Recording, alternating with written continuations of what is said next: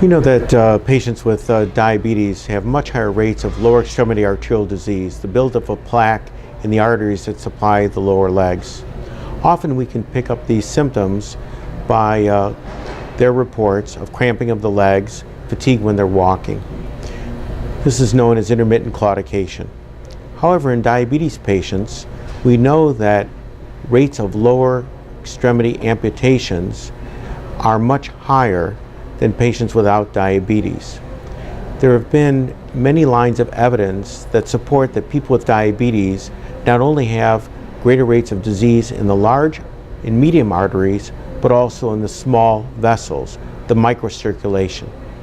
And the flow in the microcirculation, particularly in the feet, is an important determinant of infection, gangrene, and limb loss. Very little research has investigated how to improve microcirculatory flow in the feet of diabetes patients. We explored this hypothesis in a randomized, double-blind, placebo-controlled, three-arm crossover trial. This trial evaluated the effects of aspirin versus ticagrelor versus aspirin plus ticagrelor in patients with lower extremity arterial disease who had controlled diabetes. Why did we pick ticagrelor? Ticagrelor is an antiplatelet agent that's often used post-coronary stent or in the post-myocardial infarction patient where it's been shown to reduce cardiovascular events and improve survival. But this agent also improves adenosine.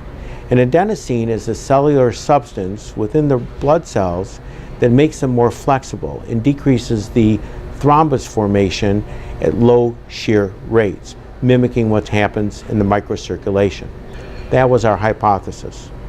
In this trial, one of the major strengths is that every study participant received treatment. In other words, they received aspirin, ticagrelor, and aspirin, ticagrelor.